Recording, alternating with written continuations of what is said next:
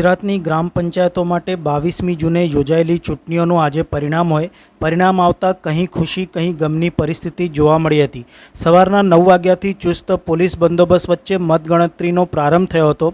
જેમ જેમ પરિણામો આવતા ગયા તેમ વિજેતા ઉમેદવારોના સમર્થકો દ્વારા વિજેતા ઉમેદવારોને શુભેચ્છા અભિનંદન આપવામાં આવ્યા હતા. સમાચાર લખાય છે ત્યાં સુધીમાં પરિણામોમાં ડભોઈ પણસોલી ગામના સરપંચ અને કરનેટમાં સ્વેતલ અજયભાઈ ભાટિયા અને પણસોલીમાં હર્ષિલ અશ્વિનભાઈ પટેલ સરપંચ પદે ચૂંટાઈ આવ્યા હતા.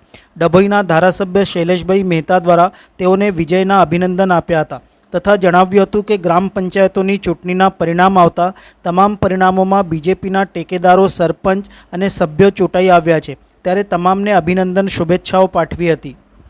ગ્રામ પંચાયતોને ચૂંટણીના પરિણામો આજે આવી રહ્યા છે. અત્યાર સુધીમાં ડભોઈ તાલુકામાં જે પરિણામો આવ્યા છે તમામ પરિણામો ભારતીય જનતા પક્ષના ઠેકેદાર, સરપંચો અને ગ્રામ પંચાયતના સભ્યો ચૂંટાયા છે.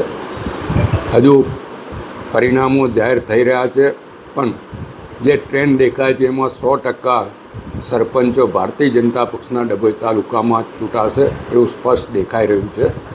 પરિણામો આવતા હજુ બીજી ગણતરીઓ બાકી છે, પણ અત્યાર સુધીમાં જે 28માંથી 15 જેટલા ગામોના સરપંચો ચૂંટાઈ ગયા છે એ તમામ ભારતીય જનતા પક્ષના સરપંચો ચૂંટાયા છે અને ગ્રામ પંચાયતના તમામ સભ્યો પણ ભારતીય જનતા પક્ષના ટેકેદારો છે. ત્યારે હું તમામને અભિનંદન આપું છું અને શુભેચ્છા પાઠવું છું.